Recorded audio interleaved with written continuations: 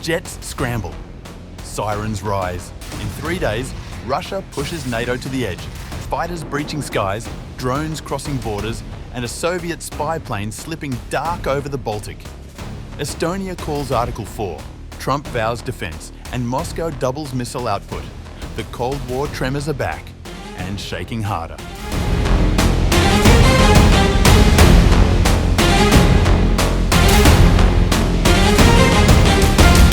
Tensions between NATO and Russia surged again on September 21st, when fighter jets from Germany and Sweden were scrambled to intercept a Russian reconnaissance aircraft flying unannounced over the Baltic Sea.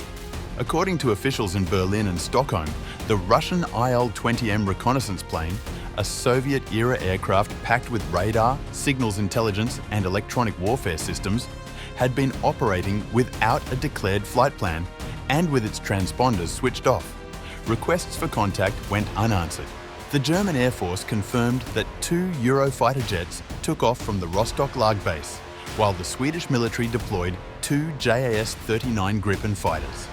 The combined NATO response escorted the Russian aircraft through international airspace until the monitoring mission concluded without incident. The Swedish Air Force issued a statement on its official X account.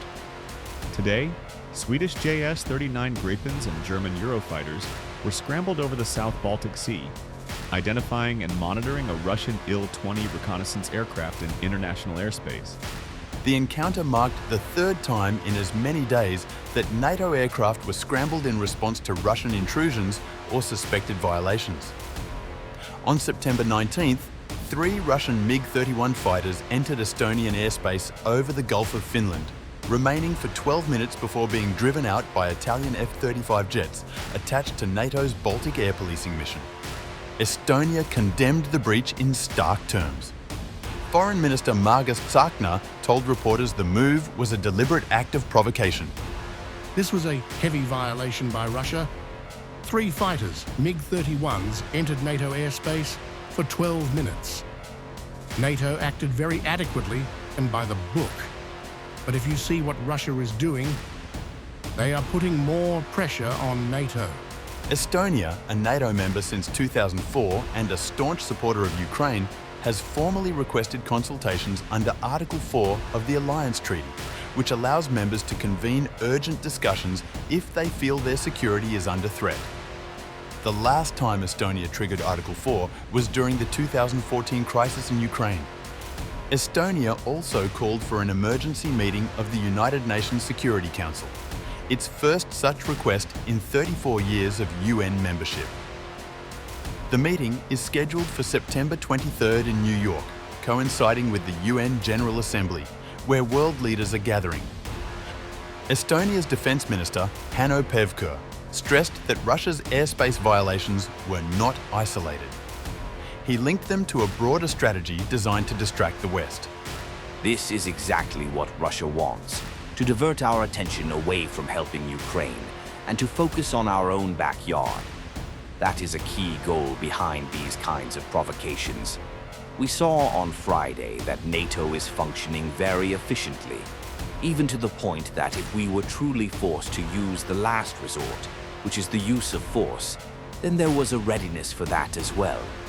The pattern, European officials warn, suggests Moscow is deliberately probing NATO's eastern flank.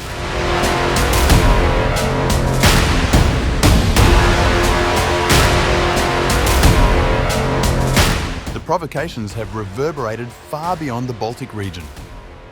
On September 21st, US President Donald Trump was pressed by reporters on whether America would defend its European allies if Russia escalated further. His response was unequivocal. Yeah, I would. Trump acknowledged he had been briefed on the latest incursions, adding, We don't like it. Trump's comments came just days after 17. Russian drones entered Polish airspace during an attack on Ukraine, an incident that Warsaw said marked the first direct NATO engagement with Russian military assets over alliance territory. At the time, Trump suggested the drone incident might have been accidental, but the repeated airspace violations in Estonia, Poland and Romania have hardened the alliance's stance. Italian F-35 fighters, operating under NATO's air defence mission, were scrambled alongside Swedish and Finnish aircraft to push back the 3 Russian MiG-31s in Estonia. In Romania, F-16s were deployed after Russian drones crossed into the country's border region earlier this month. Estonia's Foreign Minister, Margus Tsahkna, described Russia's broader intentions in a conversation with Politico. We need to understand that Putin doesn't want to have any kind of peace in Ukraine. Instead, Putin is bombing Ukraine, killing people in the middle of the day, also more actively against NATO. NATO officials have labelled these provocations as a campaign of incremental pressure. Poland's Foreign Minister, Radek Sikorski, warned last week that Moscow was testing the alliance's resolve with hostile acts just short of outright war. Czech President Petr Pavel urged unity and a firm response. He said NATO must remain prepared to counter provocations, including military action if necessary. Estonia's alarm has been amplified by intelligence reports suggesting Moscow intends to escalate further. According to Bloomberg, citing Kremlin insiders, President Vladimir Putin believes the United States is unlikely to significantly bolster Ukraine's defenses following his August summit with Trump in Alaska. Russia, the sources claim, is now planning to intensify strikes to force Kyiv into submission.